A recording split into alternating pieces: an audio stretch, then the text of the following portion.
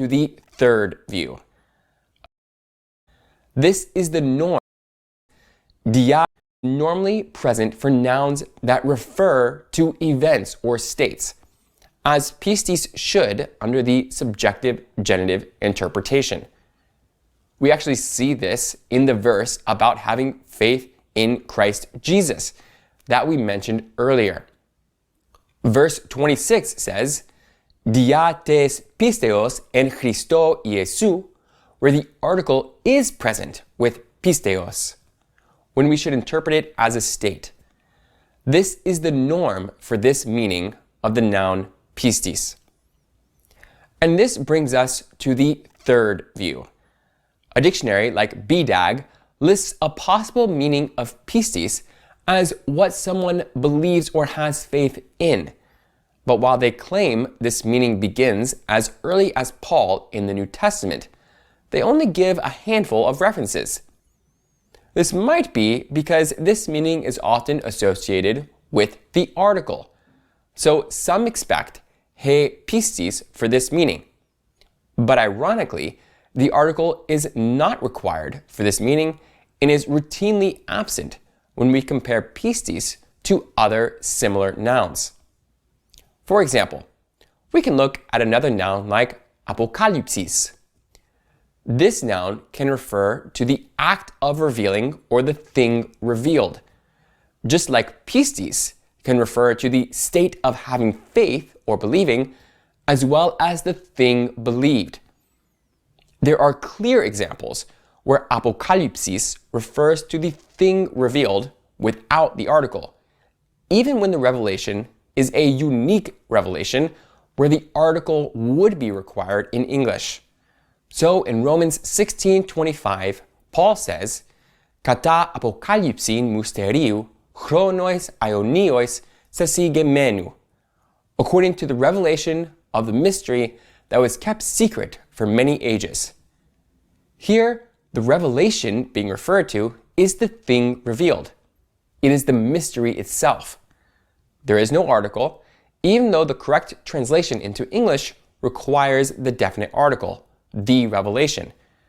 This is not to say that this meaning never occurs with the article.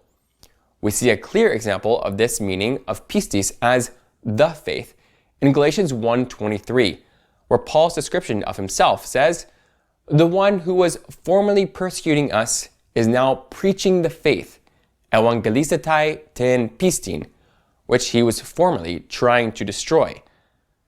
While this meaning of pistis is occasionally found with the article, it is routinely found without it. But the meaning advocated for by both the subjective and objective genitive positions almost always occurs with the article.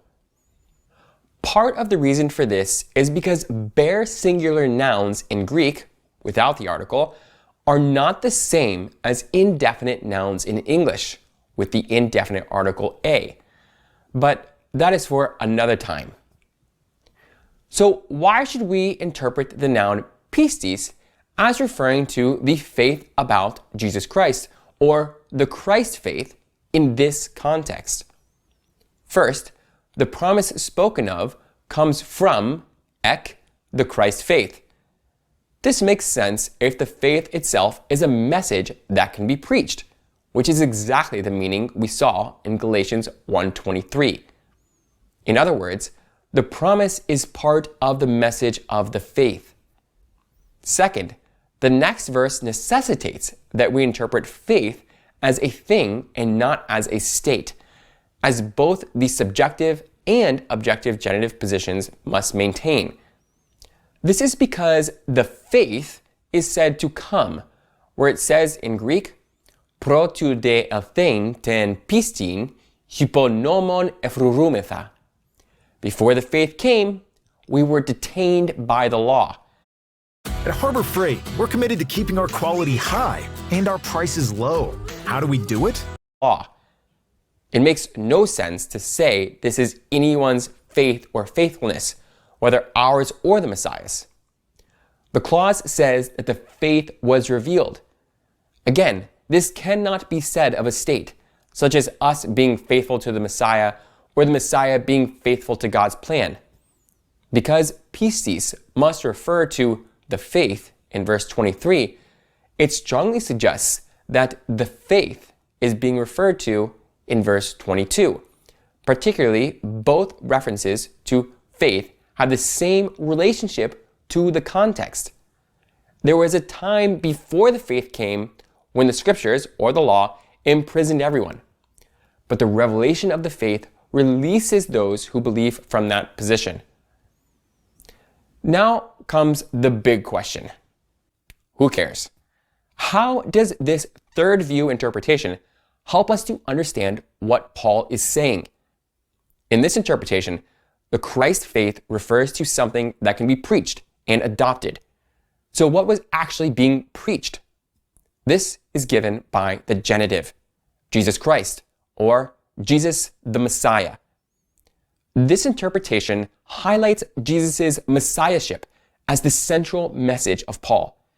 In fact, after saying that the Torah detained people until the faith comes in verse 23, Paul immediately says that the Torah was a tutor or guardian until the Messiah came in verse 24.